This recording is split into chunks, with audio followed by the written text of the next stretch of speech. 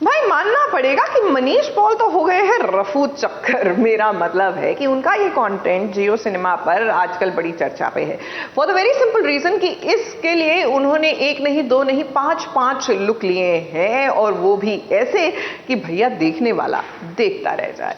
मुझे लगा कि मेरी एक्चुअली पर्सनालिटीज यही है, वो मनीष पॉल का किरदार मैं निभा रहा था। मैंने इतना सीरियस काम कभी नहीं किया। परफॉर्म करने के वक्त वो बिल्कुल किरदार थे, बट जैसे ही कट होता था he used to become Manish. Prosthetics पहना के और इतना बड़ा पेट लगा के और इतना बड़ा डबल चिन एंड ऑल, तो वो बिल्कुल अलग था। मतलब वो मैं अपने आप को देख के भी लगता था, मैं कहा यार मैं तो लग ही नहीं रहा। इतनी बार मेरे ट्रायल्स हुए हैं कि मुझे लगता है कि मैं 10 फिल्में एक साथ कर चुका हूँ। आप इस सीरीज में तमाम तरह के अलग अलग रूप में नजर आ रहे हैं, इतने सारे रूप आपने धरे हैं, मतलब पहचान में नहीं आ रहा है कि असली मनीष पॉल कौन है। आपको इसमें मनीष पॉल नजर भी नहीं आएंगे, क्योंकि यही मेरे डायरेक्टर की डिमांड थी। उन्होंने कहा कि ये सीरीज है, लेकिन इसमें मैं मनीष पॉल को नहीं देखना चाहता, इसमें मैं किरदार देखना चाहता हूँ। और मैं बहुत बहुत थैंकफुल हूँ उनको, बिकॉज उनके कारण मुझे कुछ नया करने को मिला है।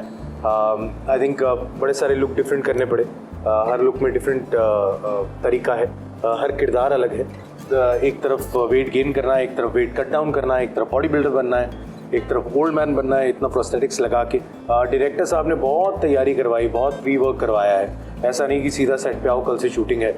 बहुत सी मीटिंग्स रही, बार बार पढ़ना, बार बार उसको इम्प्रोवाइज करना और तैयार करना। तो आई थिंक एक टीम वर्क रहा है। कमाल के को स्टार्स हैं and had a great time. इतना सीरियस इंटरव्यू मैंने कभी नहीं किया आपका। हाँ आई नो, इतना सीरियस नहीं किया बिकॉज मैंने इतना सीरियस काम कभी नहीं किया। मैंने हमेशा कॉमेडी करी है। सेट पे कैसा माहौल था? मनीष पॉल हंसाते थे, इनका सेंस ऑफ ह्यूमर कैसा लगा आपको? कुछ आप पे ट्राई किया इन्होंने? एक्चुअली मनीष को मिलने के बाद मुझे ये रियलाइज़ हुआ कि जो वो जब वो होस्टिंग करते हैं और जब लोगों से इंटरेक्ट करते हैं, आई थिंक वो उनका नेचुरल पर्सोना है।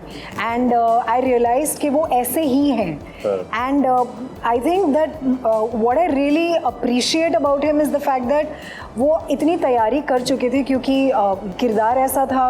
एंड आई थिंक दैट उन्होंने इतनी मेहनत की है और इतना होमवर्क किया है before coming to the set. Perform करने के वक्त वो बिल्कुल किरदार थे, बट जैसे ही कट होता था he used to become Manish. किरदारों में से सबसे मजेदार किरदार आपको कौन सा नजर आया? उसमें कौन सा था पांचों में से? यार मुझे ओल्ड मैन प्ले करने में बड़ा मजा आया, बिकॉज उसमें मुझे आवाज भी अलग करनी थी, चाल भी अलग करनी थी। तो प्रोस्थेटिक्स पहना के और इतना बड़ा पेट लगा के और इतना बड़ा डबल चिन एंड ऑल, तो वो बिल्कुल अलग था। मतलब वो मैं अपने आप को देख के भी लगता था, मैं कहा यार मैं तो लग ही नहीं रहा। सो वो बिल्कुल अलग। और प्रोस्थेटिक में जब हम मेकअप करते थे बहुत ज्यादा वक्त लगता है नॉर्मल मेकअप से। वो 4.5 घंटे लगते थे रोजाना। जी हाँ। तो ये कितना दिनों तक ये सिलसिला मेरा चला करीबन 12-13 दिन के लिए तो ये चला। बाकी हर किरदार अलग थे, उनके लिए अलग टाइम लगा। तो ये 12-13 दिन जो ओल्ड मैन में था बहुत डिफिकल्ट थे, बिकॉज उतनी 4.5 घंटे एवरी डे मेकअप में जाते थे। 1 घंटा मेकअप उतरने में जाता था, तो 5.5 घंटे हो गए। 5.5 घंटे तो वो तो लगता ही था। क्योंकि वो इतनी गम लग के वो एकदम प्रिसाइज होना चाहिए, मतलब वो उसको बैठाने में टाइम जाता है। पिछले साल आपको जुग जुग जियो में देखा था, बहुत ही फनी किरदार था।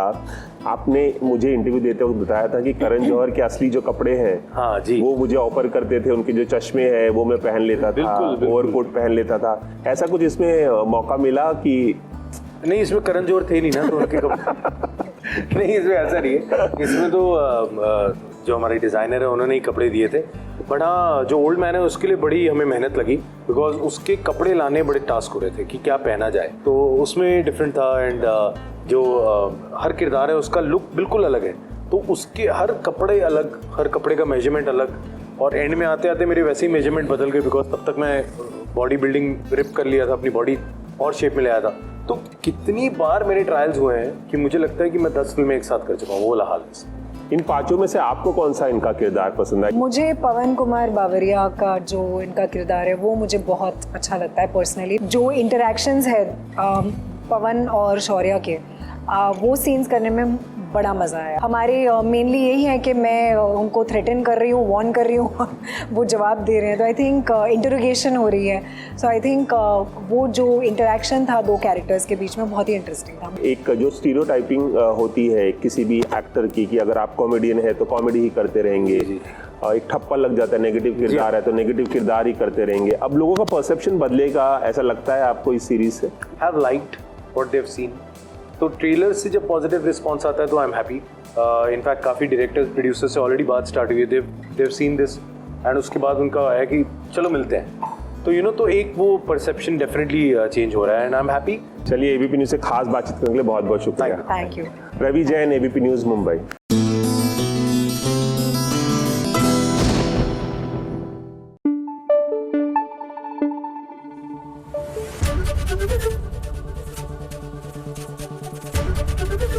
एबीपी न्यूज आपको रखे आगे।